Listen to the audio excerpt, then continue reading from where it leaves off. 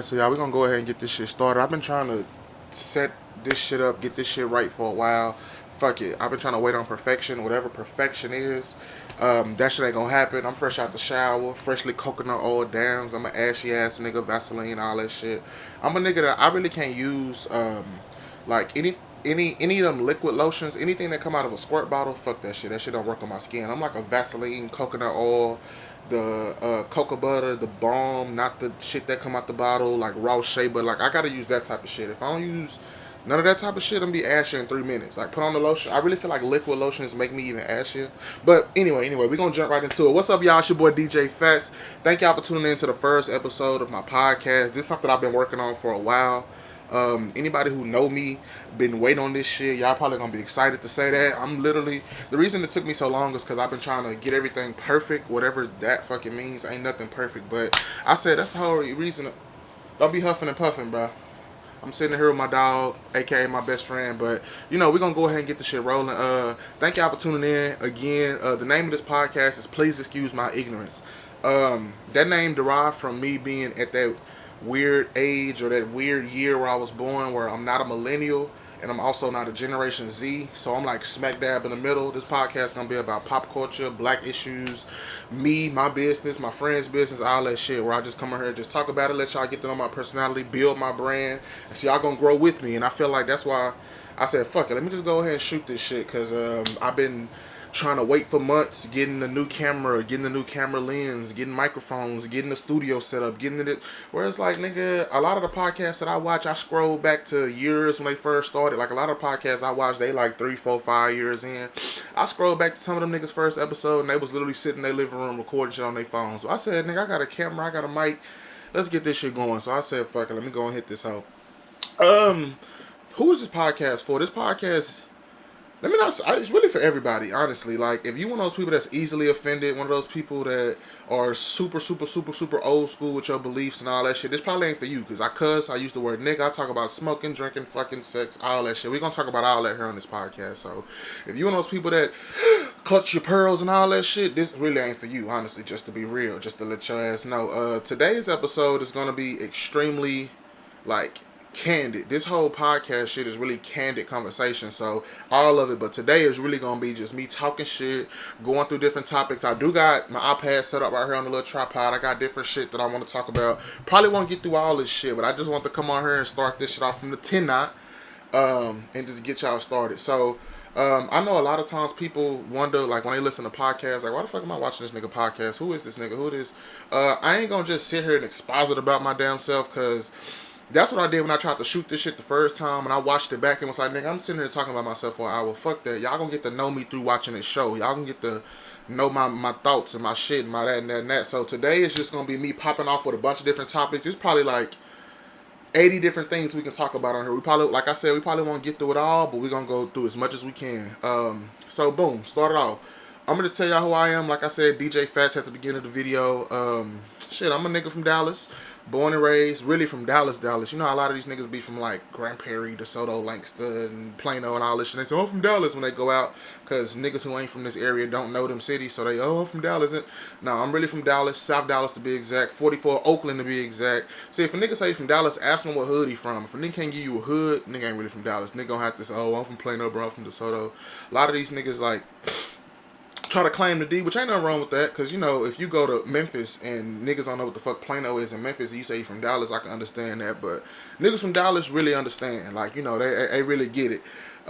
Should I stay with my parents? Graduated college a year and a half ago, trying to figure out life. That's another reason why it's called Please Excuse My Ignorance, because I'm finding out about a lot of shit.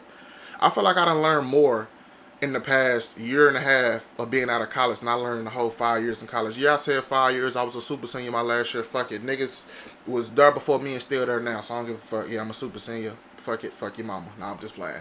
I'm in the process of building my career, building what I want to do. And shit, really just figuring this shit out. Like, I'm going to take y'all along with me. We're going to come here. I'm going to try to get videos out at least once a week as far as my podcast. And when I start getting the groove of it and start getting more help and more equipment and shit like that, like, we probably going to try to ship out as much as we can. But right now, y'all niggas going to have to settle for an episode a week. Okay, what else we can talk about? Let me see. Okay, let's talk about breaking generational curses. Up here I got CP time. I'm the opposite of like niggas who be on CP time. That shit really aggravates me. One of my fucking biggest pet peeves was niggas not being on time, niggas being late, niggas not having any regard for time and just saying, oh, you know how black people are. Like, nah. I feel like a lot of times we get caught up in certain shit and we don't. Niggas are comfortably ignorant. That's something I say all the time with my friends. Like, I feel like a lot of black people get caught up in these stereotypes where we don't want other people to stereotype us, but we continuously stereotype ourselves. Like, we get caught up in the shit like, oh, well, nigga, you know black people, you gotta tell black people 30 minutes ahead of time when shit really start because they know they're gonna be 40 minutes late and this and that.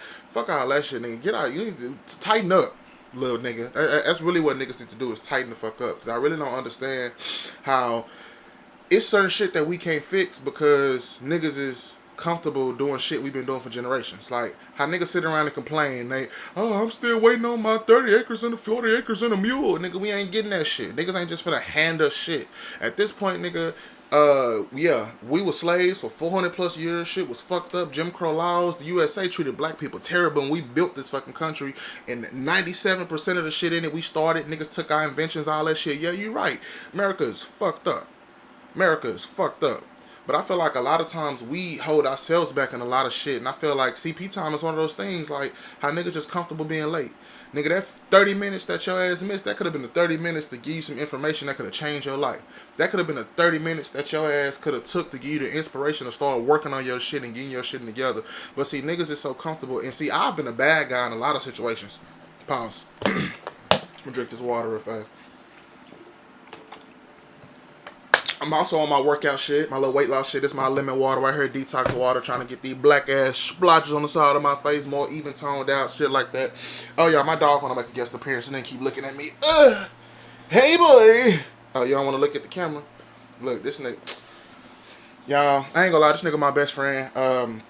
Quick question, how y'all get y'all dog to dog? Like, this nigga don't be dogging. Like, if a nigga break in right now, this nigga gonna try to lick his ass to death, fuck around and get shot, cause the nigga gonna think he aggressive, and this nigga gonna wanna be his best friend and shit. So how y'all get this nigga to dog? Like, this nigga, he fetch, but this nigga barely fetch. This nigga don't catch treats. You know how you throw some shit at your dog and then, eat that hoe? This nigga gonna let that hoe hit his nose and gonna look at that hoe on the ground and so, let me go eat this hoe. Like, nah, nigga, do some dog shit. But it's probably my fault. This nigga hella spoiled. Like, this nigga got a whole section in my room where it's nothing but snacks, pamper shit. Like, I probably treat this nigga better than some of y'all treat y'all kids. Ooh.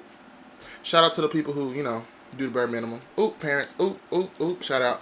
Oh, that's going to be something else I'll do throughout the show. Like, I'm going to just be giving random shady ass shout outs. Like, I'm a bartender at a club. I want to give a shout out to the niggas that wear $800 shoes but trip about a $12 drink. Oop. So, yeah, like I said about CP time and us trying to fix generational curses, I ain't going to go too deep into that because I don't want this first episode to be civil rights. But, eventually we're going to get into that type of shit. I got baby daddy drama on her. The reason I put baby daddy drama on her is because I really feel like we talk about baby mama drama a lot, and I'm the type of nigga that like just how I'm cool with my homeboys and my bros and my brothers, we tight like them literally like my family. I'm the same way with my homegirls. Like I ain't one of them niggas that's got a homegirl that I secretly want to get with, so I'm just being her friend for all these years to eventually, hopefully, maybe one day she'll let a nigga in. I ain't one of them niggas. That shit weird to me. Like, when niggas do shit like that, that kind of shit is weird to me, and I don't understand how niggas be comfortably doing shit like that.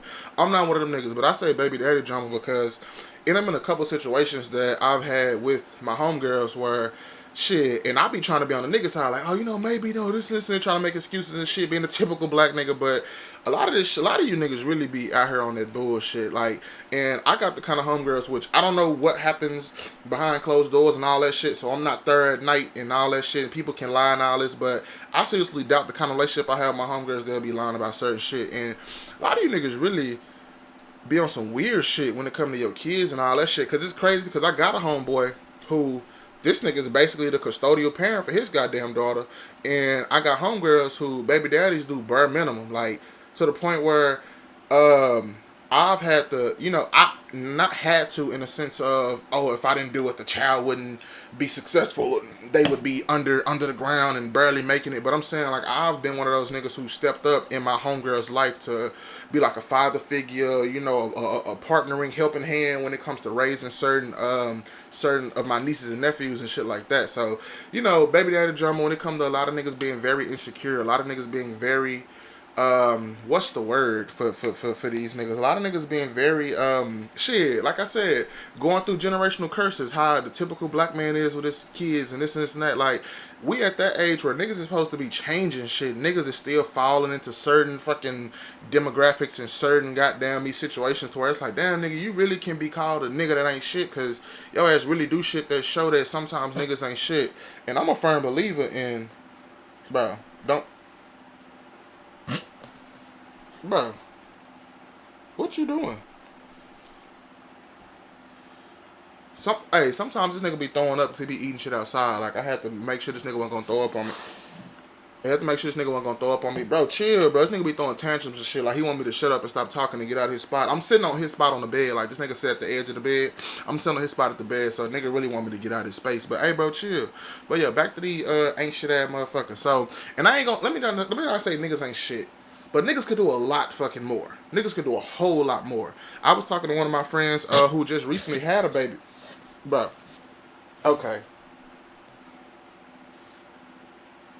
If you throw up on me, bro, we gonna have a bro, chill, bro. This nigga be tweaking, bro. I be having to get up out of his way sometimes. So this nigga will just out of nowhere. Like, that shit be tweaking. But yeah, niggas can do a whole lot more, bro. And I ain't calling nobody out. I ain't saying no names, because I got a lot of homegirls and kids. So this ain't no anybody in particular, none of that shit. But if a nigga want to have a conversation, I don't mind having a conversation. And that's something else. I got on her, a lot of niggas who are insecure with a lot of shit they got going on are intimidated in the presence of a secure man. Let me talk about this shit. So one of my homegirls, who really, all my homegirls like my sister. So I'm just saying, one of my sisters, I had a situation where I was threatened to be shot by her boyfriend, whatever the fuck this nigga is, live-in nigga, help paper, whatever the fuck this nigga is. I was threatened to be shot by this nigga. And let me start off by saying, I'm a nigga who from the hood, but I'm not a hood nigga. Like, certain shit and shit that niggas follow and, oh, that's cold, I don't follow that shit. Like, I'm not a nigga that'll die for my pride. Like, so let me explain the story. I ain't gonna go too deep. This gonna be a story time for another day. Long story short, I'm here for my sister's birthday. And now, mind you, I've met this nigga on several occasions. Like I said, I'm a bartender, and really, I was a club manager, so I'm really the nigga that basically run the club type shit. So I done got them in the club. They ain't got to pay, give a nigga a section. You know, shots on me. You know, we having a good time. You know, hookah, bring a hookah to your section, nigga. Like, I'm really a nigga that show love. See, a lot of these niggas be intimidated and think that I'm, like I said earlier, I'm not one of them niggas that secretly want your girl. And, like, ain't no way I'm be friends with somebody for 7, 8, 9, 10 years, and I ain't tried to shoot my shot, and I'm just still hanging around hoping that some shit can go down. That shit is weird to me. So I done met the nigga on several different occasions. Like, when I say several different occasions, like, nigga done came to my job twice, I believe. Came to my job twice. I done been in my best friend crib. Nigga was a little weird, but he ain't never say nothing directly to me like it was a problem. So shit really caught me off guard on some shit when a nigga all of a sudden had beef on her birthday. So let me give you a quick snippet. I'm gonna explain this story in grand detail later on. But long story short, I'm assuming the nigga didn't like the relationship I had with her. And at this point, she my sis. I'm not just a friend at this point. Like, I feel like when you go 7, 8, 9, 10 years somebody, y'all become family. So at this point, this girl is like my family, like my sister type shit. And I guess this nigga didn't like how comfortable I was around her. Like, when I came to the house, some shit I've always done. Like, her and my nephew have typically lived on their own. So if my nephew in the restroom taking a bath, brushing his teeth, like I said, I'm one of those people that really take on, like, I'm an uncle, but I really take on like a father role with like my nieces and nephews. Even my older nieces and nephews I had when I was a kid. Now that I'm a grown man, I take on more of a fatherly role with them. So I'm in the restroom with my best friend, my nephew brushing his teeth. You know, he getting ready. I'm about to take them out to go eat. It was a problem, but that nigga, like I said, nigga didn't say nothing to me that day. I guess he was harboring on them feelings, and I guess they got beef within themselves, and I didn't get very insecure that they got beef. What's wrong? I guess the nigga get real insecure that they got beef and me and her hella cool. So I don't know. I guess nigga was battling shit in his own mind, but didn't say shit to me. I guess was saying shit to her. I don't know. But long story short, nigga came and got in the car. Mind you, it's my best friend's birthday. Like, we celebrated. We out to brunch. It's an hour and a half wait, but we said fuck it. We gonna chill in the car. You know, make smoke a little bit. You know, I smoke on the weekends only. You know, I'm a smoker, not really a drinker. On the weekends only. You know, so we in the car chilling, and see, I'm one of them niggas. I'm not a nigga that's so green where I get scammed and nigga can fuck me over, but I'm green to shit like sneak this and like a nigga sneak this me and I'm not even paying attention because nigga I'm not even on that type of time. So we in the car and now that I think back on it, the nigga was even playing music like playing shady ass music. Niggas talking about and if a nigga won't smoke, I got the mother at the beefing with the gun with the thumb. And mind you, I'm not a nigga that listen to trap music. I'm a smooth R&B. If I do listen to rap, it's like a Corday, Drake, J. Cole. Like I'm like a rap with a message type of nigga. So niggas legit playing like hard ass, gangsta ass, call a nigga out type music. Well, point him out, like on some weird shit. I'm not catching this shit. I'm in the back playing with my nephew. Like we, doing what the fuck we doing. My best friend in the front seat. So doing what the fuck we do, which is some normal shit that we do. Like sometimes whenever I'm chilling with me and my best friend, sometimes it's me and my nephew. Like yeah, I love my best friend and we all three do stuff on our own. But sometimes like shit, just me and my nephew, we having our little time. Really on some trying to get my best friend a break type shit because she a single mama. Like, and it's another one of those situations. I'm not saying that like niggas is deadbeats, but niggas can do a lot more as far as like giving people breaks and like how me personally, if I was a daddy, ain't no way I will only see my child like no shade to niggas. I will only see my child every now and again. Like I need to be a permanent fixture. I'm not saying like every single day this nigga live, and I don't even mind a nigga living with me. Like I don't mind being the custodial parent. I don't mind that shit at all. But I'm just saying like as far as situations that some of my friends in. So a lot of times with me playing with my nephew, that's me trying to get my best friend a break. Sometimes I call her. I ain't had no call in a minute. We're gonna talk about that shit later. I ain't had no call in a minute. So when I used to have my car, I would call her and be like, hey, you mind if I pick him up from school? He gonna spend that in my house. Just trying to give you a day or two off from this nigga. I know you love your son, you love this nigga, y'all do everything together, but every now and then, shit, you still a human too. You want to live your life just like your BD out there living this life, and niggas is doing what the fuck they want to do. Every now and then, you want to do what you want to do. So, like I said, I'm one of those uncles that kind of take on a father role type shit. So, it's one of those situations where I'm in the back playing with my nephew. I'm talking to my sister, and we having a good time. Boom, boyfriend come get in the car. Like I said, nigga playing music. I'm not thinking in my head, oh, the nigga is like on some weird shit. The niggas on some weird antisocial and like I said, he get in the car, I speak, the nigga don't speak. But like I say, music was playing. So I'm not sure if now I know the nigga didn't speak, but I'm thinking the nigga talk low because he is a low talking ass nigga. One of them niggas that, hey, what's up, bro? What's up, bro? Like he one of them niggas. Me, I'm a loud ass nigga. I'm an extrovert. I'm a Leo. A lot of people talk shit about us. We'll talk about that shit in later episodes. But long story short, that shit turned into my best friend saying, why are you like playing your music so loud? Like, we ain't here talking like this and that. And so they start having a little scuffle. And I got a segment on her called That Ain't Your Business. Or Ain't Your Business. I'm a firm believer in staying in my motherfucking place. Yeah, this my sister. Yeah, we been friends for 10 plus years. Yeah, I'm cool. I love her. But nigga, if her nigga getting into it in front of me, that ain't none of my business. As long as nigga don't slap her, get too aggressive, all that shit, nigga. If y'all sitting there arguing, that shit ain't none of my motherfucking business.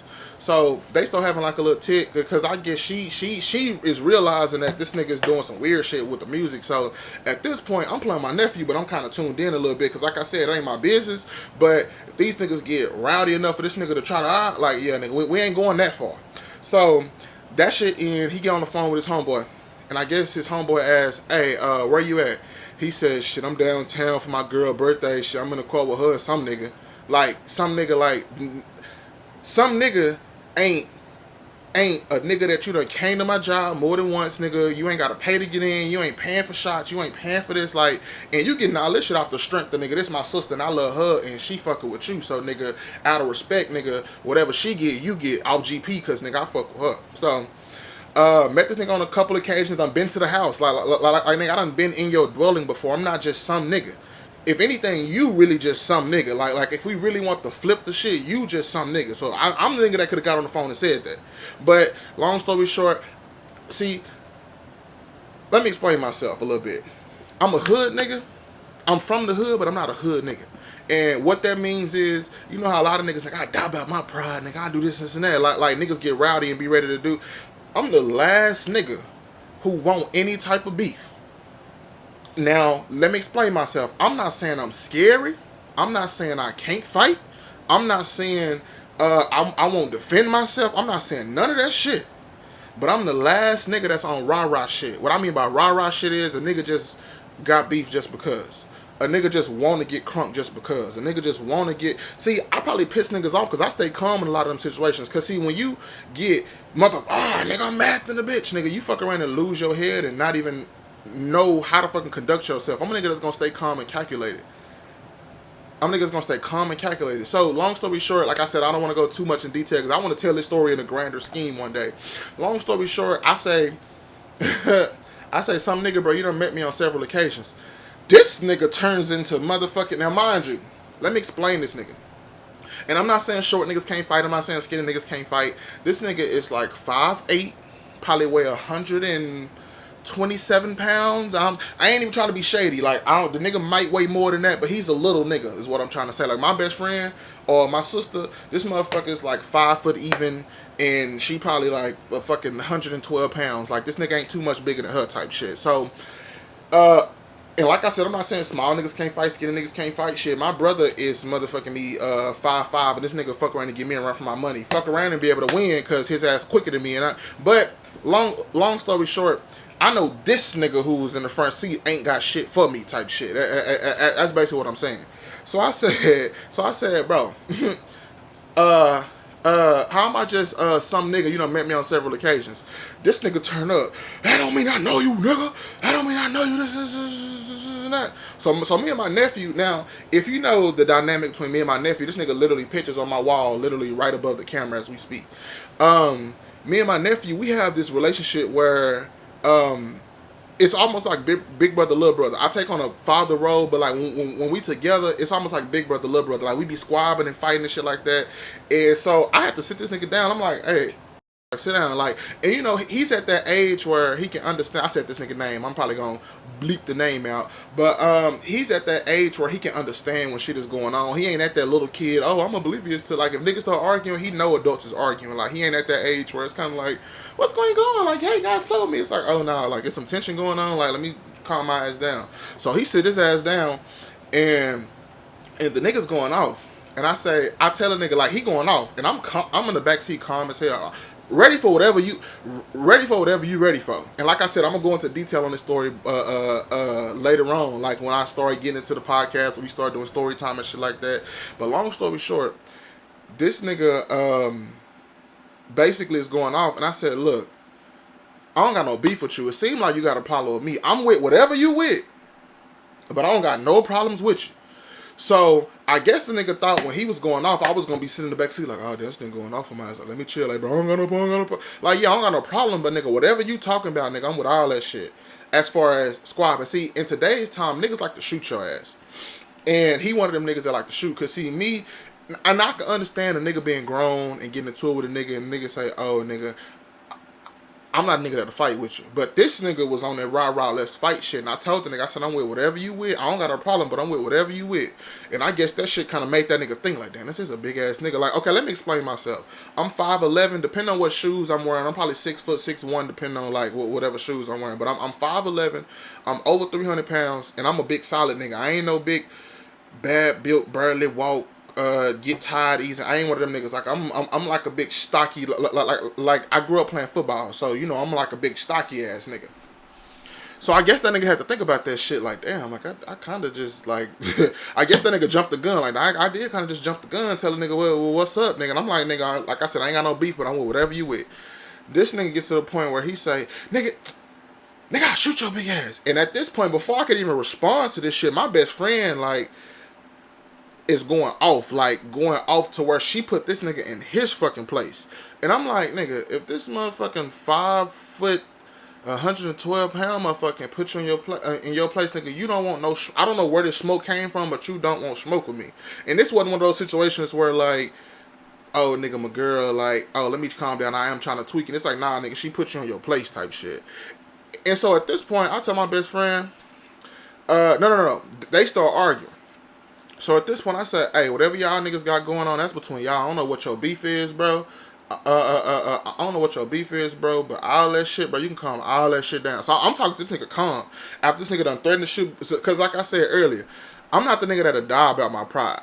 Yeah, if you want to squad, nigga, we can squad. But all that, oh, nigga, I'm finna fuck around and beat this nigga ass in the middle of downtown, Fuck around, this nigga get shot. I can't show up to the birthday party because this nigga been plotting to get my ass. Cause nigga, I'm gonna beat your ass and I'm gone. Like, I'm not a nigga that's gonna stay around. And 9 times out of 10, see, another reason why I'm not a nigga that's quick to fight. Like, and I'm not quick to fight because a lot of these niggas don't really be wanting to fight. These niggas be on that rah-rah shit. I'm a nigga, like, if it get to the point where I want to fight you, nigga, I'm trying to kill your ass. Like, I'm trying to gouge out your eyeballs. Like, if you fall or you knocked out, I'm not like, yeah, I knocked that nigga out. No, nigga, I'm jumping on your head, like, trying to smush that bitch like a pumpkin. Like, I'm on that type of time. And niggas who know me probably be surprised I even say some shit like that. Cause nigga, I'm telling y'all, I'm not the rah-rah nigga at all. I'm like the nigga that walk in, I'm cool with the whole room. Like, that's my personality. I'm cool with the whole room type shit. But in this particular situation, then got beef. Like I said, I'm assuming the nigga was insecure about whatever him and my sister got going on.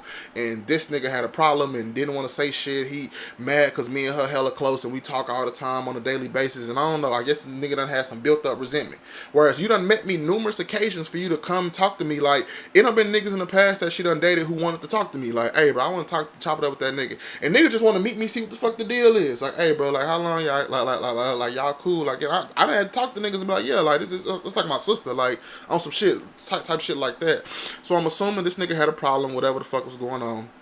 So, long story short, I told my best friend in front of this nigga, like I said, this how I know nigga ain't on that shit for real. Because if you really want to squad with me, nigga, you had ample opportunity to do whatever the fuck you had to do. At this point, like I said, I'm not a nigga who gon' fight your ass over words. I'm not a nigga that words affect me so much. So I gotta fight this nigga, don't disrespect him. I don't give a fuck. Like, now if you in my face, bitch ass nigga, yeah, get out my face. Like, yeah, quickly.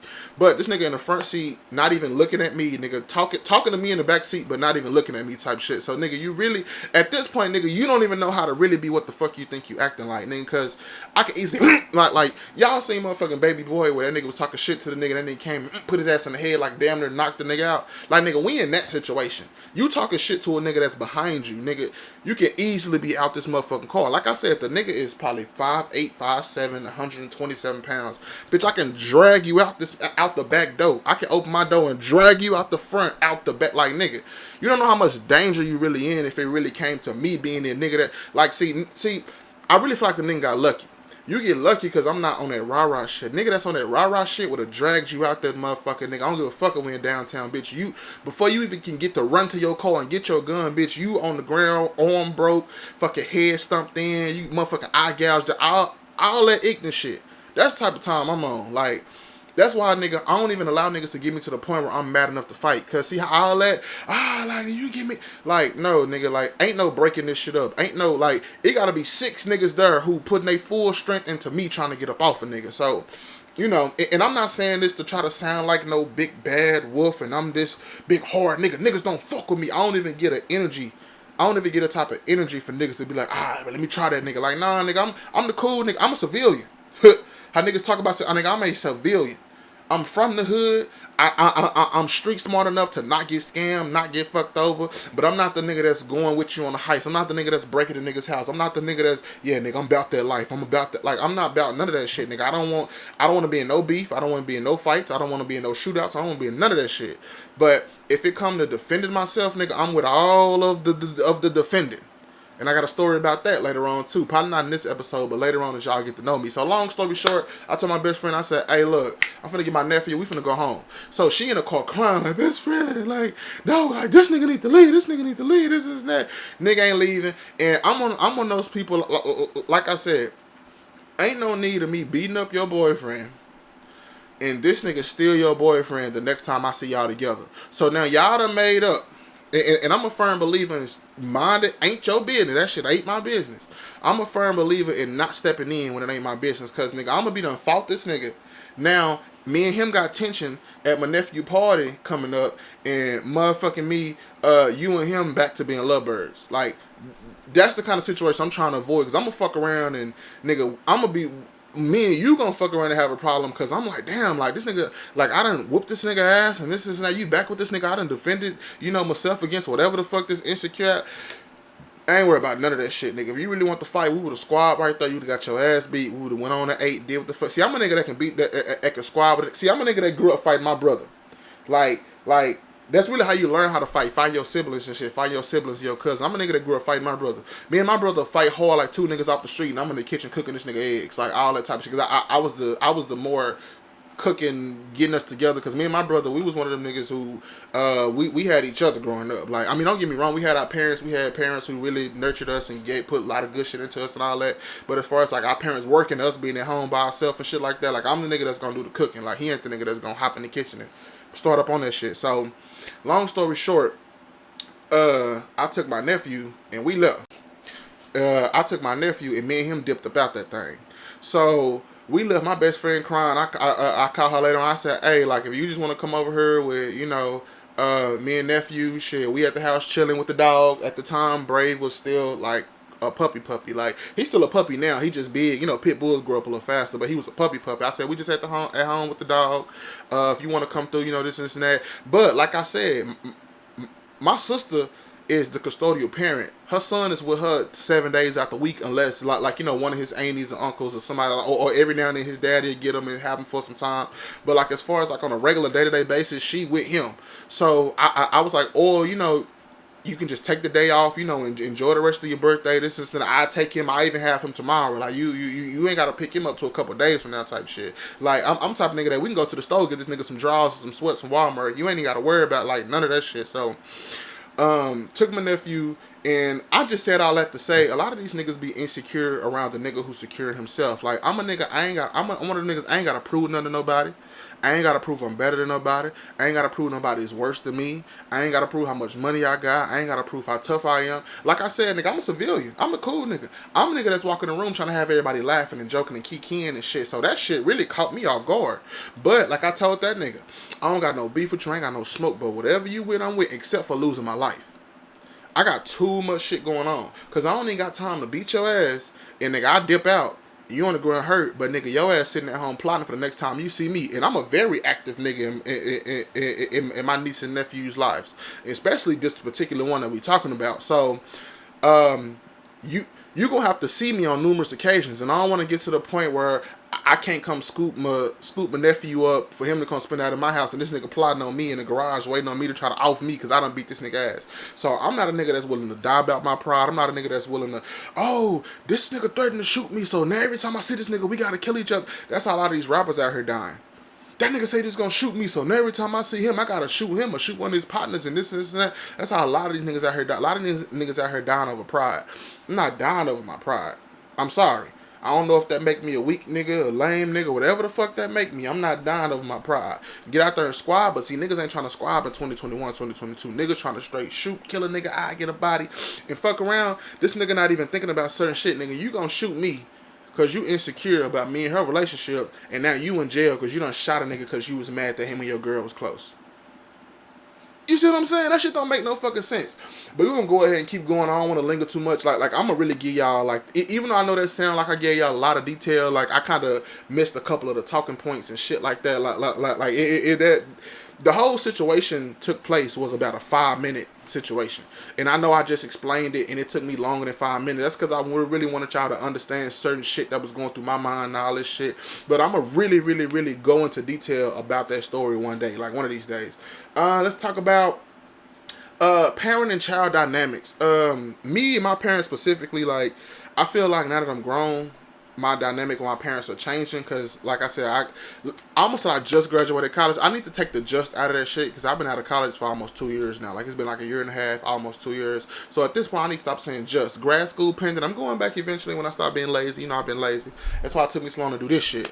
But me and my parents, like my daddy, he super old school, down south ass nigga. Like, he ain't one of those like conservative ass, like, don't understand the new way of life. He ain't one of them niggas, but like that nigga hella old school, like one of them niggas that talk slow. He sound like my daddy got one of them voices that sound like one of them niggas that need to be on the boondocks. Like, he say shit like say Jack and whoa nigga. Like, if you know my daddy, that shit right there was funny as fuck. I probably sounded just like that nigga to some niggas who watching this who really know my daddy. Like, that nigga hometown, really a hometown hero type of nigga. My daddy was one of them daddies that nigga coached everything we did, so he was a father figure to other niggas, like picking niggas up for practice, dropping niggas off. Like, we not getting home till 11:30 at night, because this nigga dropping the whole fucking hood off from basketball practice and football practice and shit like that. But me and him had a little, that I don't know if the word is quintessential, the quintessential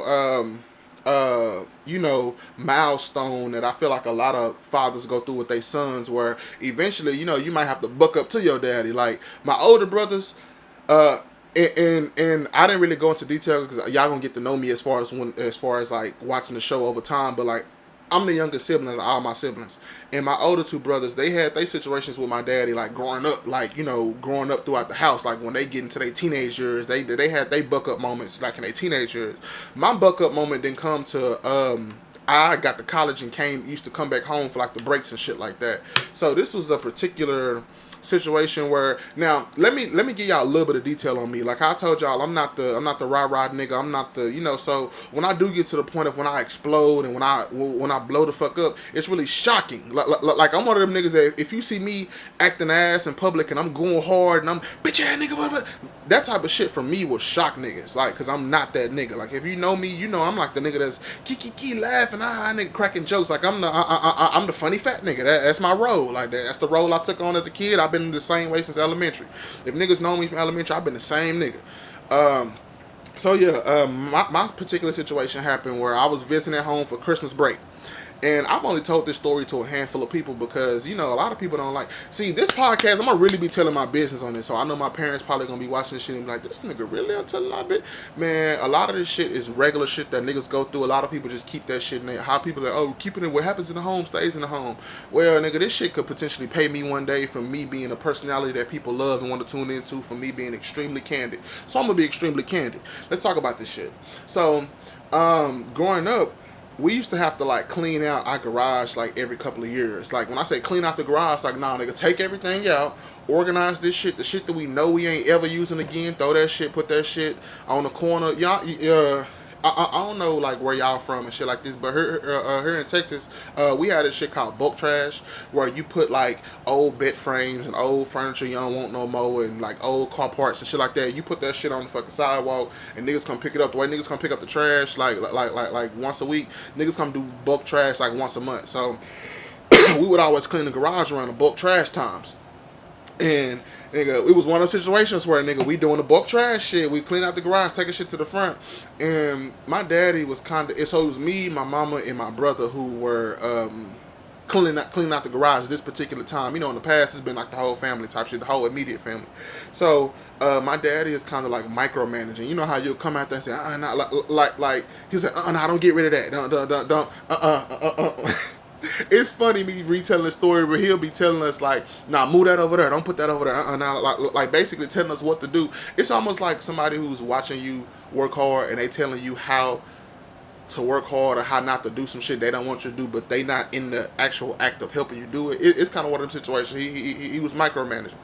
So at this point, I'm getting frustrated, and let me explain. Like, I'm fat. I grew up fat. At this particular time in my life, I was in college. I was coming home for a break, and I had started going to the gym real heavy, like 6 days a week type shit. I had lost 130 pounds within a 4-month period. I know that's a lot of weight, and that shit sound unhealthy as fuck, but that's me going from never ever working out and changing my whole way of life. I was drinking a gallon of water every day, going to the gym for 3+ hours a day, like going ham, like not giving my body time to rest, like building muscle. So at this point, nigga, I'm probably in the best physical peak fucking position of my life, and now I know I don't regress. Now we're gonna talk about that later on. Now I don't regress. Fuck it. So I'm in the best physical shape of my life. Like I said, I'm a big nigga, and right now I'm 5'11". I weigh 320 pounds. At that time, nigga, I was 5'11". I had dropped down to 246 pounds. So I'm like a solid nigga at this point. I know I done gained almost 100 pounds. Don't judge me, judge your mama. Fuck it. So nigga, I'm 5'11". 240, nigga, all muscle. Well, not all muscle, because I'm fat, so you got the skin start sagging, shit like that, but majority muscle. Like, nigga, I'm a big nigga.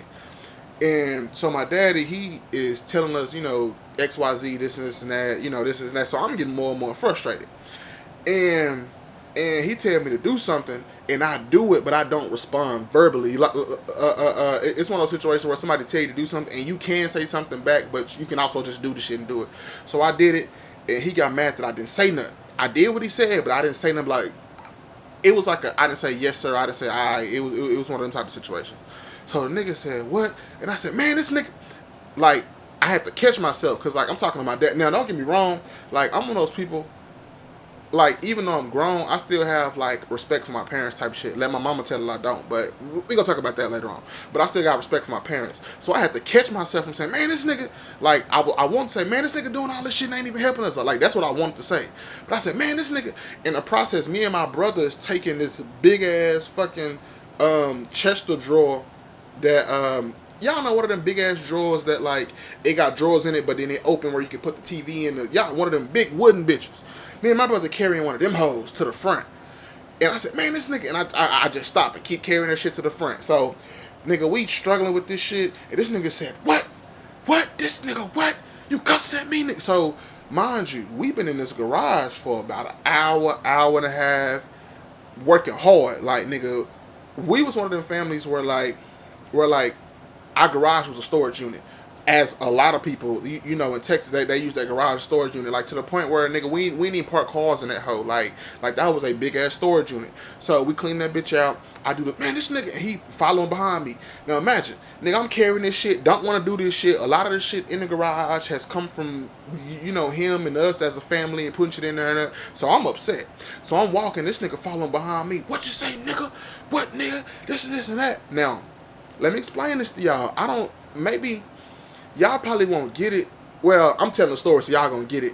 But like I'm telling y'all, I'm not the rah-rah nigga. Like, I'm the nigga that's kind of like growing up. I was damn near like a pushover in certain situations growing up. Me at 24, nah, that shit out the water. But me growing up as a kid, I was real meek. I was non-confrontational. I didn't want to do this shit. Like, I didn't want to get into it. I ain't none of that shit. I was real green.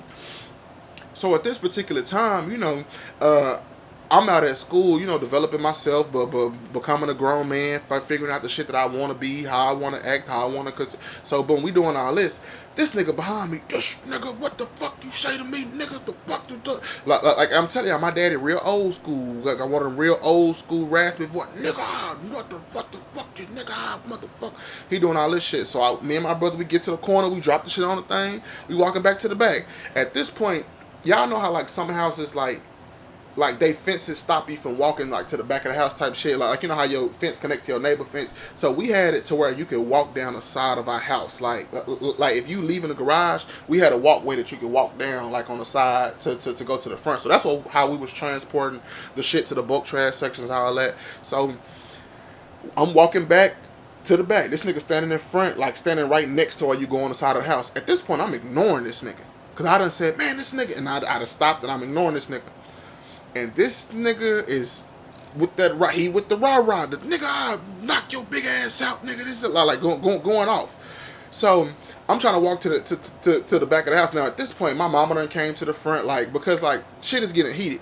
And I'm like I said, I'm not really the nigga that's on it. Like growing up, I was real meek. Like I was a nigga. My parents yelled at me growing up. Nigga, I'm sitting on the couch like sad to the hoe. Like they ain't getting on my ass. So my mama walked to the front because she can tell that I'm starting to get pushed to the point where I'm probably gonna respond. So my mama walked to the front. Me and my brother, we trying to do what the fuck we doing, going to get like when I say we moving old washing machines and motherfucking me old ass car parts where nigga done got a new some put in the car, but the old one sitting in the garage corner. You know, shit is heavy. And nigga, we doing this shit all morning, and a lot of this shit has come from, you know, certain jobs he's had and this and that. So nigga, I'm mad at all this shit. I'm mad at all of this. So he doing that. I'm trying to walk to the back. He said, nigga, come here. Nigga, don't walk by me like you don't see me. So I'm still trying to be the child, stay in the child's place, respect my parents, this and that.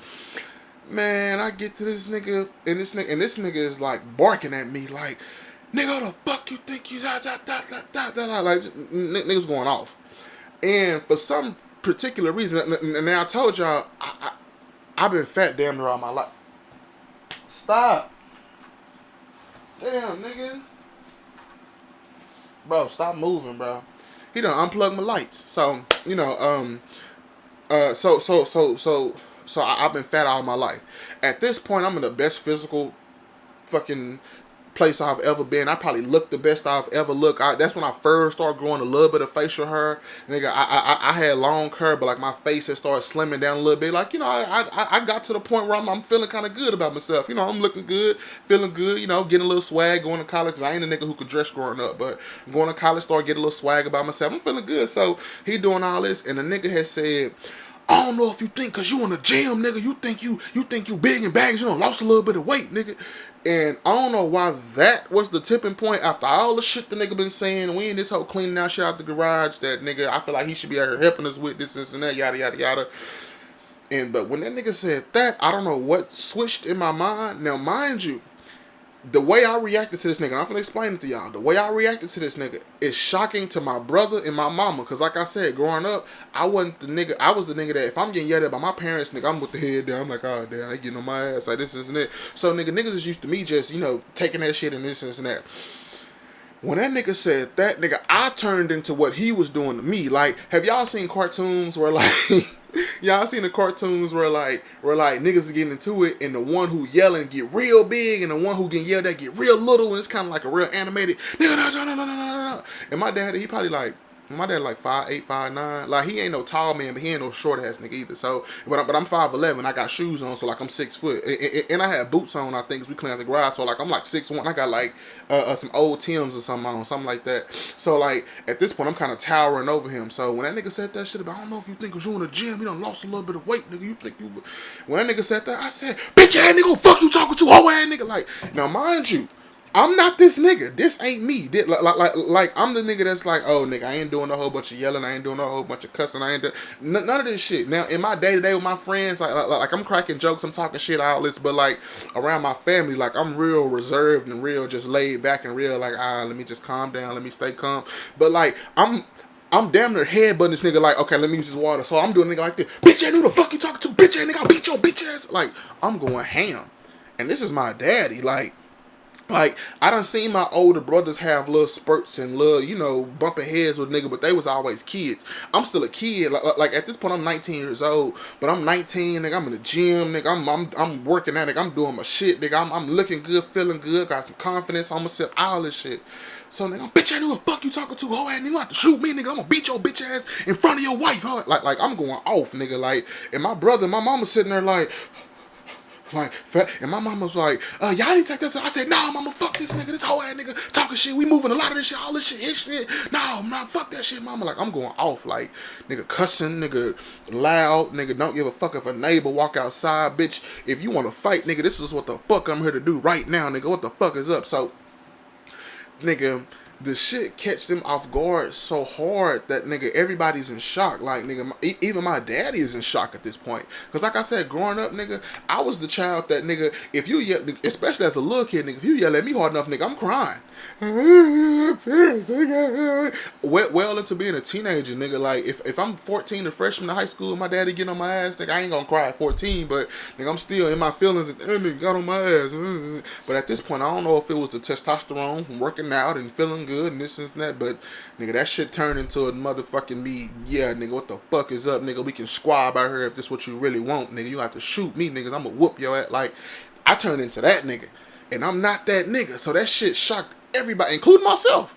So I yell at this nigga and I go back to the back. Nigga ain't saying nothing. Like nigga, like all the shit he was doing at me, that shit is no more. So I go back. We still cleaning the garage. He go back in the house. Oh, let me say, he was not helping us just to not help us. He was on his way to work. He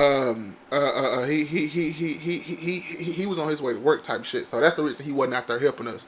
But we had woke up early and had been doing this for a little while. So he wake up, come out there, micromanaging. Like it was a lot of shit that played into this shit. So me, my mom, my brother, we go back to the garage doing what the fuck we do. He go finish getting ready for work. He come out there and talk to me. He was like, I just want to let you know we ain't never got to get to that point again. You my son, I love you, but I don't never want you to disrespect me. I had to, check certain shit and this and that. At this time, I'm still mad, nigga. I'm still like, fuck, like I ain't responsible. Yeah, I heard you. And literally from that day on, like, and I'm not saying that, I punked my dad and none of that shit. This normal shit that niggas go through with their parents and shit like that. Sons buck up that they father, that type of shit. And I'm a nigga who grew up with my daddy. A lot of these niggas do this shit with their daddies who try to come in their life when they grown and they don't got no understanding for that shit. I grew up with my daddy. Like, respect. This nigga coached everything we played. Nigga, this nigga was the basketball coach, the baseball coach, the football coach, the everything, nigga. My brother fucked around with some soccer a little bit. And he wanted the soccer coach. That nigga was taking his ass to the soccer. Like everything. I got a real involved that. And that's another the reason why I put baby daddy drama on her, because I grew up with a real involved father. And it'd be crazy to me to think that some of these niggas who didn't grow up with their daddy and don't got good relationship with their daddy fuck around and do the same shit to their child. But that shit is for other conversations for other days. But yeah, but since that day, I like my daddy has like talked to me as a father as far as like scolding me for certain shit that like I gotta get my shit together and all this, but he ain't yelled at me since that day. And I ain't saying that, oh, I let the nigga know you can't yell at me, because like I said, I'm grown, but I'm still a nigga who respect my parents to a certain level, to where like, oh yeah, you know. But you know, now don't get me wrong, I'm a firm believer in standing up for myself no matter who it is. So if my parents get to a certain level to where I feel like I'm being disrespected, I will, you know, defend myself. Not saying I will fight. I feel like that was some 19-year-old shit. At 24, I'm not fighting my daddy at 24. Like, me as a grown man, like, even if we get into a spat where we arguing, which I highly doubt we would ever get to that point ever again. Me and my daddy got one of the best relationships. Like, that nigga really like my partner at this point. But that just was my turning, my, you know how they say that milestone. That was my mile at 19. Like, my other brothers, they did that shit at 12, 13, 14, 16. They, at that age, I'm a nigga who didn't do that shit till later on. So, you know, but just from that day, we haven't had to have a situation like that. Like what that nigga said, like, hey, I hope we ain't never got to get to that point again. This is that we ain't never got to that point. And that's shit damn near 5 years ago. Like, I'm 24 now. That shit happened at 19. And we ain't never had no argument, disagreement, nothing like that since that day. Like I said, we like partners at this point. But yeah, that's just, you know, a little story. Now, my mom, on the other hand, growing up, I was a mama's boy up to about 12, 13. And I'm going to explain in later episodes why, because, you know, I got to get a little bit more comfortable telling all my damn business, you know. But long story short, around 13 is when I stopped being so much of a mama's boy. Like, when I say I was a mama's boy, like, nigga, if my mama is going to the fucking store to get some fucking panty liners or get some, I'm going to the store with you. Like I was a mama's boy. Like, I hung on to my mama's leg type shit. Like, I was a mama's boy. And just throughout growing up, me and her had started bumping heads because we so much alike. See, I grew up with one of those mamas that she didn't mind speaking her mind no matter who it was going. Like, she felt like some shit was bad. She was like, I had one of them mamas that we in McDonald's, and you know how when you was a kid, your parent would take you in McDonald's to eat inside. Like, if we eating in McDonald's and it's a table full of kids, four tables down, they over there cussing. She one of the mamas that'll walk over there. Do y'all not know it's adults in here? You know, as a kid, you embarrassed as fuck. Like, mom, what? Go over there, sit down. Mama, sit down. Like, you know. But I had one of them mamas. Like, we in church and niggas is talking too much, and the person that's conducting us, the person who over the kids is not able to have us calm down. My mama gonna be the one that'll walk up and be like, do y'all not understand that we? So, nigga, I'm in church putting my head on like, that's embarrassing as hell. My mama the one I always got, you know. But it's crazy now that I'm a grown man, I act just like her. But see, it's different with a man and a woman. When a woman do that, oh, she a bitch, and I ain't getting fired. This motherfucker, this and that. But when a man, it's like, oh, he's assertive. He takes control of the room and this and that. And that's a conversation we've had before. Like, where growing up, I used to be embarrassed. Like, mom, why you always got to be the one to say something? Why you always got to be the one to do this and that? And it's caused like tension in like certain relationships and shit she's had because people don't like when she. And long story short, my mama is one of those people that when it comes down to getting shit done, she the motherfucker you call when it's time to get shit done. It's been situations where I done been mad at her for, mama, why you always gotta be the one to conduct? But shit, you sometimes you gotta be the one to conduct because you the one who can conduct. Everybody is not a conductor. Some niggas is just regular trolley riders on the motherfucking me shit. You ain't the nigga that can stand up and honk the horn and let niggas know, like, you ain't.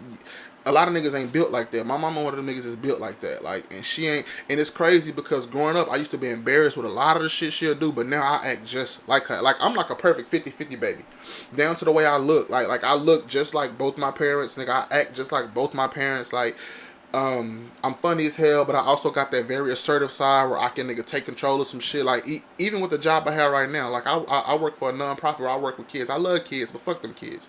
I'm just playing. But even down to like how I conduct myself with my business, like I'm very assertive. I don't mind saying what I need to say when a customer comes and I gotta explain this to them, and people act a little slow. And one of the things that me and my mama talked about growing up, one of the things she instilled in me is, instead of getting mad at the next person for not having the mindset you have and the understanding and the control that you have, you need to be thanking God that He gave that to you. So I'm one of them niggas that kind of battle between why the fuck y'all niggas ain't got this shit, and you know what? Thank you God for making sure I had the mindset to understand and know how to conduct myself and know how to communicate, know how to do X, Y, Z. Cause see, a lot of times growing up, I used to get mad at certain shit. Like, man, why the fuck so and so, so and so? Why did this? Like, not outwardly, but like, you know, internally. Cause like I said, I was a nigga like I was real meat growing up. Like I was real to myself. Like, don't get me wrong, I've always been funny. I've always been a nigga that can hold a conversation and talk to niggas. But as far as like expressing anger and expressing certain shit like that, I really wasn't big on that type of shit until I started getting a little bit older and started being able to really like, oh no, I'm a grown ass man now. Like, you know, as a kid, see, I was one of those kids who grew up with two old school ass parents, so stay in the child's place, don't do this, don't do that. Like, I grew up one of them, but when I got to college, that's when I started experimenting with, like, oh, shit, let me say this shit, and this is how I really feel, so let me say this, and let me, you know, I don't mind being a nigga to say that, or I don't mind being a nigga that'll get niggas quiet and explain, tell niggas, like, it's some shit, and it's a story time for another day. I wound up having beef with a nigga to the point where we finna fight in the middle of campus. Like fist fight, like nigga. And what's crazy, it was a photo shoot day, like so I'm really explaining, like, I'm a photographer, and I ain't gonna go into detail. I'm gonna just give y'all a little spurt. I'm a photographer, and I used to set up these photo shoots for this student organization I was in, and I was the vice president of this particular organization. It was a situation where we were literally in suits and shit, like button down, slacks. Like, if I really had a time to really edit this video how I want to edit it, like I'm gonna insert a picture of the outfit I had on, because the picture of what happened that day is on Instagram. It's so fucking funny. I had on a trench coat with a motherfucking button down shirt with some I don't know what the name of the shoes that buckle. You don't tie them up, they buckle over. It's like a dress shoe, but they buckle over the side. Them shoes on, nigga. I had on like some jewelry, fake jewelry, because I'm not a nigga that's real big into like, oh, bust downs and all this shit. Like, you know, some quick little shit you buy from like Forever 21 or some shit, you know, some little jewelry on, and nigga, we dressed up, and nigga, we in this hoe from the squad, nigga. But I ain't gonna go too much into detail on that story. But long story short, I have grown into the person who don't mind being a bad guy for the betterment of whatever we got going on. Like, if we trying to set up an event and somebody ain't holding their weight, and niggas like, bro, so-and-so ain't holding their weight, I'm not a nigga that's gonna sit around with the other committee members and be like, damn, he not holding this weight. I'm gonna tell that nigga in the meeting, you ain't doing what you supposed to do. And that's the kind of nigga I am. But like I said, I'm not the rah-rah nigga, I'm not the this, I'm not the that, but I don't mind letting the nigga know you gotta step it up. You got to work harder. You ain't doing what you supposed to be doing. You need to do better. And I'm a nigga who will check myself too. I'm not the nigga that's just gonna point the finger at everybody else. Like how they say, when you point a finger, you got three pointing back at you. Like, I'm a nigga that understand that these hoes is pointing at me when I'm doing this. So, long story short, I talk about like parent-child relationships as we go deeper into the podcast. I got on here. This shit is funny. This is some random shit. I hate spelling. So like, I hate spelling because I'm bad at it. Like, I'm a nigga that'll fuck up like shit like neighborhood and Wednesday and like thoughtful and like shit like that. Like, I'm not retarded. I'm not dumb. I'm smart. I graduated salutatorian in high school. Went to college. Finished. But when it comes to spelling, I'm not really a big spelling ass nigga. Like, and it's crazy because the kind of job I have now, I'm literally like basically a teacher. Like, I'm not a teacher, but I'm like a male mentor. So sometimes I gotta write on the board. I tell the kids like, hey, don't motherfucking me quote me on this. If y'all gonna write some shit down, correct me if I spell some shit wrong. Like, I'm the type of nigga that before I write some shit on the board, I Google that shit real fast. I'm make sure I'm spelling that shit the right way. Make sure the ego right there. Let me make sure I can, you know, it's an IE instead of a Y right here. Like, let me like one of them. I be having to spell check my damn self. Goddamn me. Whoever invented spell check, you a real nigga. But sometimes you be fucking up. Like, when I'm trying to say nigga, I'm not trying to say bigs. What the fuck is bigs even mean? If you got an iPhone, you understand what I'm saying. When you first turn that phone on and it ain't learned how you type yet, you try to say nigga, that shit gonna say bigs.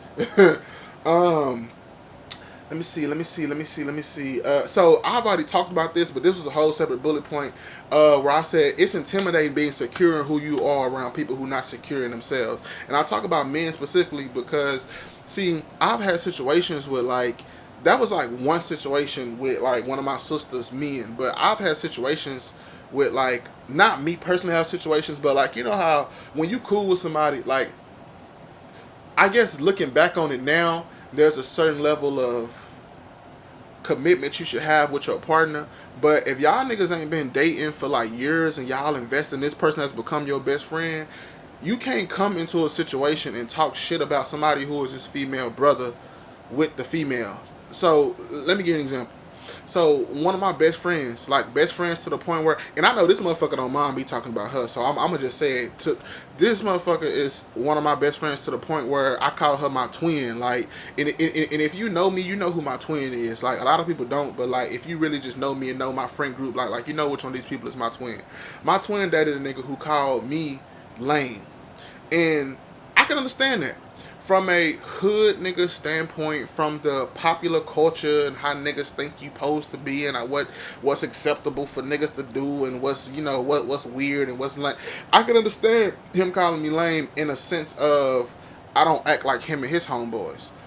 But hold on, wait, my camera finna stop. I'm gonna let it. Hold on. So yeah, I can understand him saying that in the realm of what his mindset is, but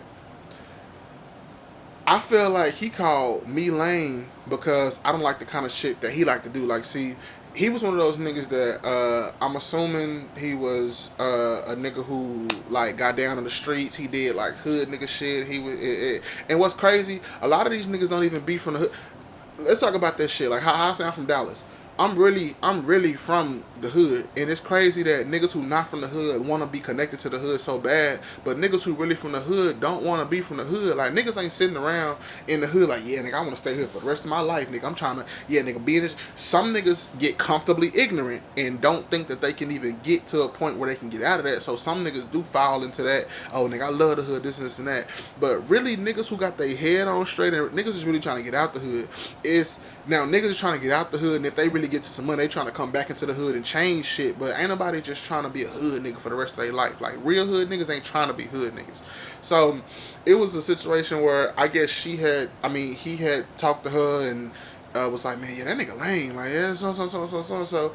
And I had to break it down to her one day. I was like, what exactly is, even though I understand what he's saying, because I'm a nigga who really from the hood. And what's crazy, this nigga not even from the hood. Like it be niggas saying this shit who not even from the hood. But I'm lame in the sense of I don't want to sit around and listen to trap music and goddamn me talk about drugs all day and nigga going to the club wearing goddamn me $200 shoes and this and that. Like, yeah, I can see what that nigga said in his world, how I could be lame. But I had to break it down to I say, you wanna know what's lame? Nigga, not having your own shit. Nigga, not having no plan for the future. Nigga, being a nigga that mooch off a female. Like, see, I have never been a nigga. See, it's this new trend for niggas to be like, oh yeah, nigga, my girl got a nice ass car, nigga. My girl, nigga, hey, my girl got a good job. Like, niggas brag on what the fuck they women have. Like, nigga, you not supposed to be the provider. Like niggas get crunk to be able to stay in their girl shit. Like, nah, nigga, like, you ain't got your own apartment, nigga. You stay with your girl type shit. So I said, nigga, if you want to talk about lame is a nigga who ain't handling business. Lame is a nigga who ain't got no plan. Lame is a nigga who really ain't. So me and her was having a conversation one day, and I was talking to her about like how, cause she was, you know how somebody be mad for you, like she was mad and was going off like, how the fuck that nigga think you can talk about like, and this is a motherfucker I grew up with, like nigga elementary school type shit. Like now we grown ass motherfuckers and relationships and having kids and all this shit. So like it was one of those situations where she was offended for me, and I was like, nah, like, see, I'm a nigga from the hood who got his head on straight. And I don't follow the norms that the average nigga from the hood would follow. So nigga would've got mad and said, nigga call me lame. Oh hell nah, nigga disrespecting me, nigga. I'm finna go over to the crib. We finna handle this shit right now. But again, that's one of those situations where why would I start beef with a nigga?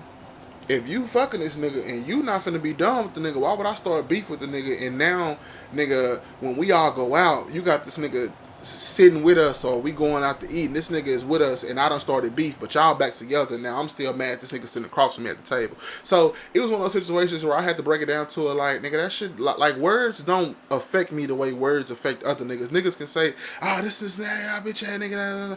It's like, bro, if you not really about that shit, nigga, shut your ass up. Like, cause when you really just talking don't really mean the motherfucking thing, nigga. Talk is cheap. Goddamn me. How Drake said, niggas talk more than bitches these days. Like, all that shit. It certain shit, I don't even concern myself with. Like, certain shit don't even matter to me. If a nigga say, you lame, nigga didn't tell me that shit to my face. And if he did, it wouldn't even be no rah-rah shit. We can unpack that shit. Let's talk, nigga. What's lame about me? Like, what exactly do you mean by lame? But I know what the nigga meant. I'm not a trap music listening to ass nigga. I'm not a nigga that's sagging and goddamn me. I want to sit in the trap with my niggas and watch that nigga sell a pee and not. I'm not that nigga. I'm not that. I'm not that nigga. See, I'm the nigga that's gonna nigga. Me and my homeboys, nigga. When we get together, don't get me wrong. It definitely was some nigga sit around the house smoke. Like when you in college, nigga. That's what a lot of your free time is. Chilling with your friends, smoking, talking shit. But nigga, me and my friends, we on some next level shit. We on some nigga. How can we get to this money legally and nigga build businesses and brands and all this shit? Like all my homies who really my homies, nigga. We all on some shit. I don't really have. Let me think about it. I don't think I have one homie that's a nigga that's just comfortable being a nigga that ain't on shit. A nigga that ain't like one of my homeboys. Like this nigga make more money probably than fucking two of us combined type shit. Like two, me and another one of my homies combined. Like this nigga making good money. I got another homeboy where this nigga do music. He working on his fucking music career while still working his job, building a career outside of that just in case music don't work out. Another one of my homeboys, he do what I do basically with like child care and this and that. Like he worked for another organization and he also works in music too. So like we ain't just niggas who sitting around doing a bare minimum, not having no plans for a future, not having no career goals, not having no none of this shit, just sitting around and just smoking and just bullshitting. Like that's not what the fuck we on. So I can understand what that nigga meant as far as like, he calling me lame for what his mindset of lame is. But nigga, we want to talk about lame, nigga. Like lame is exactly what the fuck you was doing at that point in time. But I don't even really trip about that shit because karma come back around for niggas. Like niggas really be having to like work a lot harder to motherfucking me look like they on some shit. And what I mean by that is like a nigga run a play or do some illegal shit real fast, get some quick money just to go buy some shit to look like he got money, whereas then you ain't got no residuals. Like nigga, yeah, you bought that $800 pair of shoes, but nigga, yeah, them be the niggas that got on $800 shoes but tripping about a $12 drink in the club. Boom, we gonna jump into that a little bit. So I had a segment called Club Chronicles. And that's really what the podcast was going to be called at first. At the time, when I first came up with starting me a podcast on my own, because I done had podcast idea with friends and working out and this and that, but like trying to get other people on board, that should be hard when you trying to make schedules match up and niggas being committed and niggas really want to say they want to do it and then I want to put the groundwork in. It's like a lot of shit that go into that. But me starting my own podcast, as far as me hopping in front of the camera, talking my shit, this and that, it was going to be called Club Chronicles. But I changed it from Club Chronicles to Please Excuse My Ignorance. And I feel like that fits it better. But we still going to have Club Chronicles in that bitch some way. So let's talk about this. How a lot of niggas want to have this image that, oh yeah, nigga, I be outside, nigga, I got all this money, I got this and this and that. But the same nigga that I have on an $800 pair of shoes or these exclusive ass J's that you done pay stupid money for, all this shit, that be the same nigga that don't want to pay $20 to get in the club in the front. They want to say, oh, no, I know the owner. Nigga, everybody in this bitch know the owner, nigga. Like, everybody in this hoe is cool with the promoter, nigga. Everybody in this bitch know the DJ. Everybody in this bitch, cause see, the club I worked at, like, our clientele was, like, people from the hood, but we had, like, different branches of the hood. We had the ratchet ass, my ass finna hop into Big T. Ain't nothing wrong with that. I'm finna hop into Big T, get this fit that match my fucking shoes. My Air Force Ones finna match my fucking shirt, but graphic tee, I'm finna have on pants with the paint spatters. We got them niggas, then we also got the Hasadiddy niggas that on, nigga. I'm finna walk in that bitch with a suit on, nigga, spending big money, nigga, got a section, nigga, getting 20 niggas in, I'm paying for everybody. Like, so we got different branches of hood, nigga. And it's some of them hood niggas that want to look like them niggas that's really out here spending that money, but trip about paying $20 to get in. Trip about coming to the bar and nigga, you want some premium liquor. We ain't talking about no Patron. We ain't talking about no Jameson. We ain't talking about, nah, nigga, you want Casamigos and you want Don Julio. You want that Henny, nigga. You want that, like, and really compared to other places, nigga, we cheap as fuck. Hennessy in my club was $10. Nigga, Hennessy at other clubs, $15. Nigga, Don Julio, Casamigos, that shit was $11, $12. Nigga, you gonna go get a shot of Don Julio or Casamigos right now, nigga, you ain't paying nothing less than $16. Easy. But niggas coming in here tripping like, but you want to have these $600 shoes on, you want to have on the hat that match the belt, that match the shoes, nigga, you want to have on $1,000 outfit, but You gonna come in this hole and trip about paying $20 to get in? I know the promoter. Well, nigga, support the nigga you know. Support the nigga you know. Y'all niggas, like niggas be wanting freebies and niggas want shit to look a certain way and niggas want to be connected and this and that. I don't give a fuck if you connected, nigga. Pay that money and support what I got going on. Cause nigga, honestly, truly, I don't want you to come support what I got going on if you ain't trying to help me build what I got going on. Cause if everybody in this club who know me didn't pay to get in, nigga, we ain't make no money off the dough tonight. We ain't make no money off the dough. That mean that I'm paying out of pocket for the nigga that's working the dough. Nigga, if y'all want to come to the bar and you want to trip about this, you want me to lower my prices, that mean that I'm taking my money out of my pocket to where I'm still paying the same price to get the liquor from nigga the fucking liquor depot and all this shit and the fucking TABC. I'm paying all this money to do that. And it's more expensive to get liquor, honestly, when you are an establishment rather than if you just go into the liquor store to buy bottles, because you gotta have the TABC stick on there, you gotta buy the shit in bulk and all this shit. So you want me to keep spending my money so I can stay open legally, but you want to come in and shortcut me on the prices, don't want to pay for the dough, don't want to do this, but you the nigga that want to look like you got money. You the nigga that want to hop on Snapchat that you got 10 shots, but nigga, your ass want to motherfucking me not pay how much it costs to get 10 shots. Nigga, if you want to do that, buy the deal. We got a 12-shot tray for $72. Oh, nigga, whatever kind of liquor you want, $72. With tax, it's $78. You want to throw me a little tip, nigga? Let's just say it's a smooth, even 100.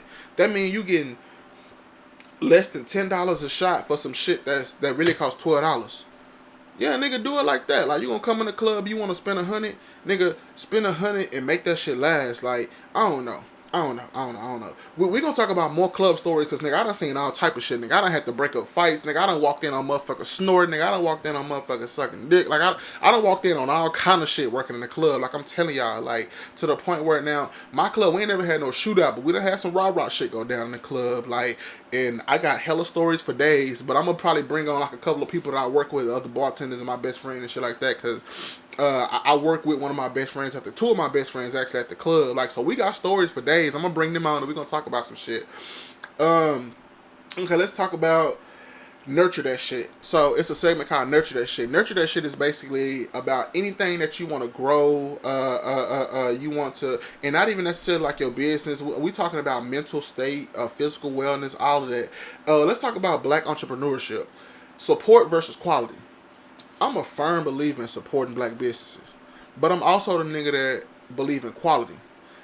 I've operated multiple businesses. I graduated in the heat of COVID. I lost my job 3 months before I graduated college. Like, no more job. Like, nigga, COVID shut the world down, nigga. Boom, nigga. You ain't got no more job, but you still got to pay rent type shit. Which, you know, rent relief, all that shit came a little later. Not rent relief, but like how they let you know, like, you ain't going to get evicted if you don't pay your rent, because we know COVID going on, all that shit, unemployment. All that shit is a time for another day. But I'm a nigga who's invested in myself. I always say this shit: invest in yourself, not on yourself. What I mean by that is, see, I'm not a nigga that's gonna have no $800 shoes, but I'm currently filming on a $1,200 camera and a $700 lens. Y'all see how crisp this shit look? Like, this microphone cheap. This microphone was $12, but I'm saying, as far as, like, I'm a progress as time go. But see, investing in yourself. Like, I'm a nigga who, like this light right here and this strobe light I got going on behind me, this came in a pack of 3 for $400. I'm not a nigga that's gonna go spend $1,200 on a thin ass necklace chain with a little ass pendant. I'm not that nigga, but I will go spend $1,200 on a drone so I can start getting 4K shots and start elevating my business and shit like that. We're gonna talk about that. Let's talk about support versus quality. So I feel like there's this movement, support black businesses now, but I feel like that shit is trendy. A lot of shit be trendy. So supporting black businesses, I feel like a lot of people say that shit, but niggas ain't doing that shit. And when niggas do that shit, they doing it just to be a part of the trend, just to put that hashtag on their social media, just to do that. Like, I'm a nigga who really support black businesses. Like, I love seafood. I was going to Crab Station in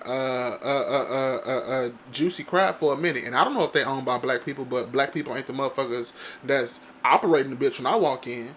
I looked up black owned restaurants. There's a black owned seafood spot over in DeSoto called Crab King. Shout out to y'all. This ain't even no paid promotion type shit. I just fuck with their business and I like the quality of their food, and their presentation is real nice.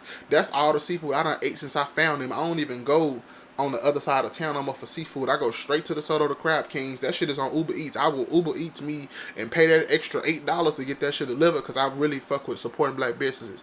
I'm a nigga, if I see somebody online selling, like, I'm real big, like I'm starting to get real big into like the holistic side of life and crystals and all this type of shit. So I'm a nigga that'll go buy crystals, but instead of me going online to these websites to rep it, nah, like I'm gonna find the motherfucker on Instagram or the black man that's in Deep Ellum with his table selling crystals, and he know all the science, not the science, but the history behind a crystal and what this shit mean and how you supposed to use it to bring prosperity and, you know, productivity and manifestation to, like, I'm one of them niggas. I actually support black businesses. Like, when I got friends who sell t-shirts and sell hoodies and sell all that type of shit on Instagram, I'm a nigga that'll buy that shit. And if your shit is good quality, I'm gonna buy multiple shits. That's why I said quality. Let's talk about that. I've supported black businesses where I found that the price matched the quality of what I'm getting. I'm not getting no super top of the line shit, but I'm also not paying $150 or $80 for some shit. And I done had it to where I done paid the $75, $60 and got some shit where I was like, oh, this some shit that a nigga probably fuck around and just earned on himself, which ain't nothing wrong with that. Everybody got to start from somewhere. But don't start your business off selling shit for high price and the quality of what they getting. Like me personally, if I'm gonna pay $70 for a hoodie, I need that to be the softest motherfucking hoodie. If that bitch got a graphic on it, I don't need that shit to start cracking after the second wash and all that type of shit. So when it comes to supporting black businesses, I'm a firm believer in that shit, but I'm also a firm believer in giving niggas good quality. See, I'm a nigga who's operated two separate black businesses, and I really feel like I done shortchanged myself in a lot of shit. I was talking about COVID. I graduated in the heat of COVID. I lost my job in March, April, May. Okay, so I lost my job 2 months before I graduated. Rent still due. Still gotta do what I gotta do. I still got toiletries I gotta buy. I still gotta, maneuver. I still gotta eat. I still gotta get groceries. I still gotta do all this shit. So I lost my job on Monday. And I ain't gonna lie, I was sad as hell. I called my mama like, Mama, I lost my job. I don't know what I'm gonna do. Like, I wasn't crying, but I'm like a grown man trying to feel like, nigga, what am I gonna do? And at the time, nigga, we all going through shit. Like, nigga, so my parents just, I got the parents who will help me and do as much as they can, but I don't got the kind of parents I can call and I lost my job, I need you to pay my rent this month. Like, yeah, every now and then some shit like that can happen. It done been times where I done had to call my parents, I need you to pay my rent. They mad as fuck. They cussing, but they pay my rent. But I don't just got, like, I'm not a nigga that come from money. I don't come from generational wealth. I don't come from upper middle class. I come from, like, goddamn me, nigga, both my parents work, and nigga, I'm not a nigga that's getting new shoes and shopping sprees, and we got plenty of food at the house, the lights on, the water on, the gas on, this on, but I'm not a nigga that's getting game systems and games and this, like we ain't have it like that. Like, I didn't grow up getting extravagant ass Christmases and birthdays and this and that. Don't get me wrong, my parents definitely loved us and put into us and did what they could, but I don't come from, oh nigga, I'm going to the fair, let me get $400. Nah, and you take this 60 and make that shit stretch, nigga, like that type of shit. So I just said all that to say, I called my mama and she was like, well, call your daddy, we can do what we can do, but we ain't gonna be able to just pay my. So at this point, I had 2 more months of school and I had 6 more months of living in this apartment. So I basically broke down, was like, Mama, what I'm gonna do? She was like, man, you got to figure out something. We gonna do as much as we can for you, but you got to figure out something. That was Monday. Wednesday. Now, mind you, I grew up cooking, and that's not, I ain't trying to be funny because I'm a fat nigga, but like I grew up cooking, and I was a nigga who cooked for a lot of the student organizations on my college campus. Like, me and my homegirl, we literally turned $47 into $650 in 2 days of me cooking me and her in the kitchen cooking, and nigga, we needed some money for a whole week of events, and nigga, we made that shit possible, nigga, with $47 and flipped that shit and turned that shit into $650 in 2 days. So I was like, well, let me just, start cooking for myself. And a lot of people have been telling me all throughout college, bro, you ought to cook, you ought to sell plates, you ought to do this. But I'm a nigga that just like to cook just off GP. Like, I'm a nigga that'll just go to the store, buy a bunch of food, cook, and invite all my friends over. Nigga, let's eat good. Or me and all my friends will put in money together and we have a feast. Like I said, if I really get to edit this video how I want to, I'm going to insert pictures and shit. Cause me and my friends, we really used to do it big. Like, we did our own seafood bar one day where we had hella seafood. We did another one where we had a whole taco bar. Like, when I say taco bar, I'm not talking about no pre-made ass cheese and it. Nah, nigga, we had a ground beef section, a cheese section, a lettuce section, tomatoes. We had motherfucking me corn tortillas, flour tortillas, hard shell. Like, I'm a nigga, when I cook, I go big or go home. That's why I said me and my mama, like, I'm really a 50-50 baby. Like, I grew up with parents who, when our little league team needed to make some money, nigga, my parents would turn our house into a club. Literally, like, move all the furniture into me and my brother room in the back of the house, nigga. They'll have like a little table set up where it's like, you know how when you go to the club, you can order food out the kitchen? Nigga, they'll have like our kitchen turned into, so we had one of those kitchens that stretched from the living room and it went into the dining room, but the dining room and the living room kind of connected, so it's kind of weird.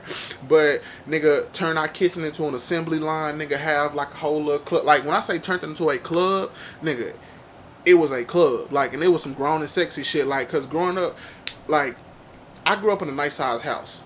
Like, not no huge ass like mansion type shit, but our house was a nice size. So if we move all the furniture out the living room and they could turn the sunroom, and we had a sunroom connected to the living room, so that sunroom, open that door, turn that shit into like the smoker section, this and that. Like, they would legit turn our house into a club and make the money necessary for my little league team to get whatever the fuck we needed, type shit.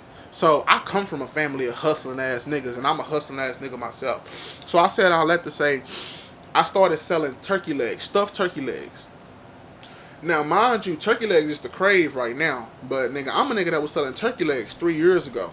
Well, 2 years ago. It's 2020. It's 2019. No, okay. COVID shut us down in 2020. So 2 years ago, I'm a nigga that was selling turkey legs 2 years ago out of my apartment, going live on Facebook, having 150 views on my live, selling turkey legs and stuffing them hoes and selling daiquiris and nigga blending up. Nigga, I literally was making my own daiquiris at home. You know how niggas go to the DAC shop? Nigga, I was the DAC shop in college. Like, nigga, I literally started like when I lost my job, it was like, nigga, what the fuck am I finna do? Nigga, I started a daiquiri shop and I sold stuffed turkey legs, and not just we had once and all, nigga, we had dirty rice, nigga, we had macaroni and cheese, we had loaded mashed potatoes, and I'm a nigga who can really cook. You know how a lot of people say, I can cook, and they'll like open some box shit and like, no, nigga, if I'm making dirty rice, I'm not getting the Zatarans box from Walmart. No, nigga, I'm finna go get me my parboiled rice, get my bell peppers, get my onions, mince that shit up, season my shit, get my thyme, get my oregano, smoked paprika. Like, I'm a nigga who really know how to cook. Like, I know how to use my spices. I'm not just the salt and pepper ass nigga. Like, I'm a nigga that'll mince my garlic, get my onions chopped up, all that shit. Like, I'm really a cooking ass nigga, for real, for real. To the point where I'm finna start doing something else on my YouTube where I cook and do all that. Like, I'm really finna, 2022 is the year really, 2022 is gonna be the year I thought 2021 was gonna be, where I stepped my shit the fuck up. So, I know I keep going off on tangents, but that's what the fucking podcast is. We just talk about a lot of shit. So, I started selling turkey legs on Wednesday. I had 2 months rent by Friday. I'ma just sit and let that shit fester. Lost my job Monday. Called my mama. What am I finna do? Couldn't figure that shit out. Started selling food on Wednesday. Lost my job Monday. Started selling food Wednesday. Had 2 months rent by Friday. All profit.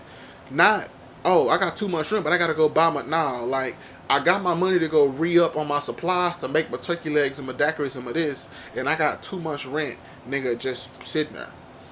Cause see, in college, I ain't gonna just be like, I ran the campus and this, but I was a pretty popular nigga in college. Like, I was a known nigga in high school off the strength of I was class president. Like, I was friends with a lot of people that was popular. I played football. I was on the debate team. I'm one of them niggas that did a lot, like, growing up, like, in school. So when I went to college, didn't nothing change. Like, I was the vice president of this board, the pressing pub for this board. I was a part of this board. I was an active member of this board. I was in student government. I had a radio show in college. So like, I'm a nigga who's always been the type to do a lot, and that shit come from my immediate family. Like, growing up, shit, going to church. My daddy was a part of the Ursha board.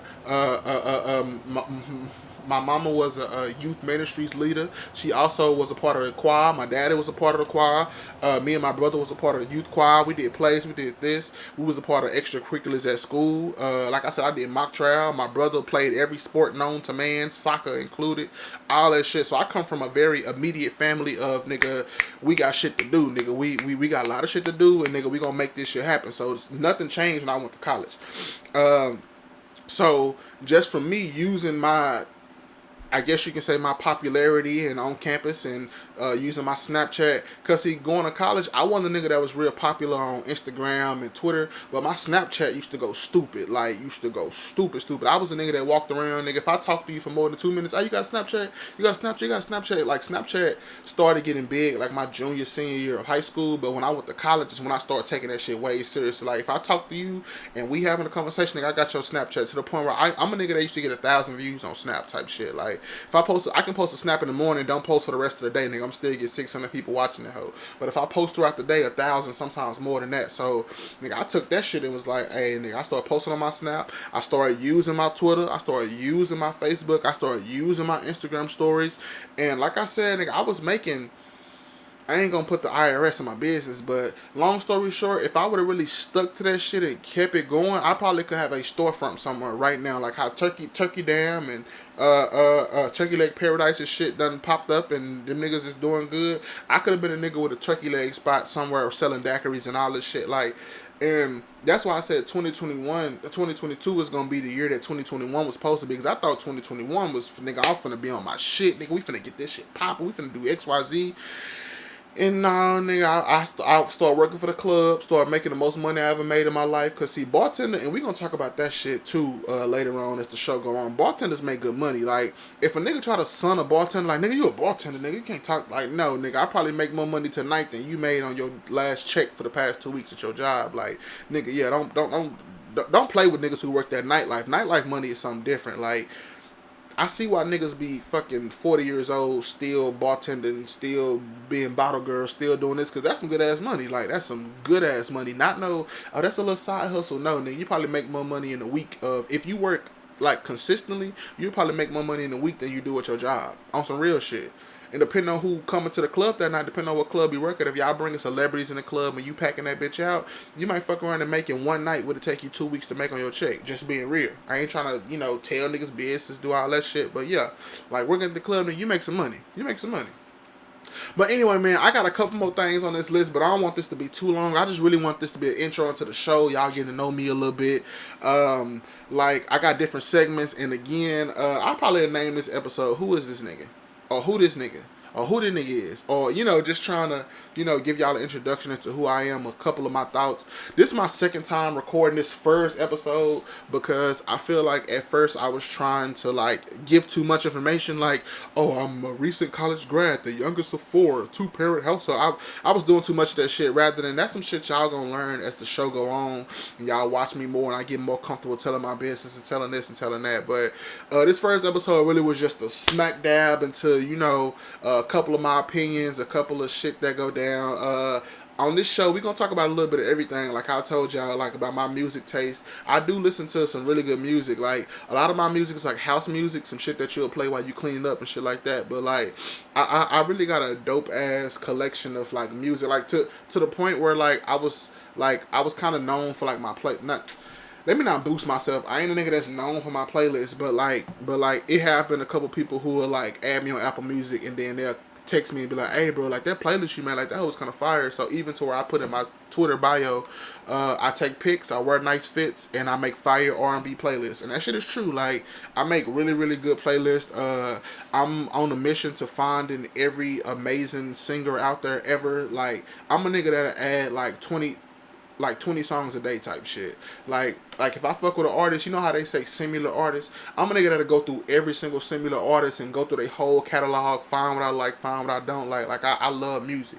Music is some shit that really just gets me to that next level, to where music really get me through a lot of shit. Like, especially when I first graduated college and went through that phase of And I graduated in the heat of COVID, so nigga, I ain't had no job. I ain't know where the fuck my job was coming from. My career path or my career field wasn't even hiring for entry level positions to where I can go work for radio stations, being on the street team and shit like that. So I really went through like a post grad depression on some shit, and music really is what got a nigga through that shit. And like I said, I feel like I done learned more in the past year and a half of being out of college than I did my whole 5 years of being in college. But you know, I want y'all to continue to tune in. This is episode 1. Who that nigga is? You know, my name Fat. Like I said, DJ Fats. No, I don't spin records, but I'm a disc jockey on the radio. So boom, that's where the DJ come from. I gotta say that because niggas say, "Oh, are you a real DJ?" Like, yeah, nigga. Y'all niggas just thinking DJs is niggas that's be in clubs playing music. No, like the nigga on the radio, that's a DJ too. So, you know, I did that shit for 4 years in college. But I hope y'all enjoyed this first episode. Me talking about a couple situations I done been in and shit like that. I'm gonna get more comfortable, more candid as, you know, time go on. But I hope y'all enjoyed this first episode. I'm gonna try to really edit this shit so I can insert pictures and shit of some of the things I was talking about. I want that to be like something that I do. But you know, this me popping out. I'm literally sitting in my room. It took me a while to do this. I wanted everything to be perfect, but ain't nothing perfect. You can't make nothing perfect. So, you know, I'm gonna live and learn as I go. I hope y'all down to come on this journey with me. It's gonna be way more shit that I do than just my podcast on my YouTube. So, you know, I hope y'all enjoyed this first episode. Come back for more. It's your boy DJ Fats. Please excuse my ignorance.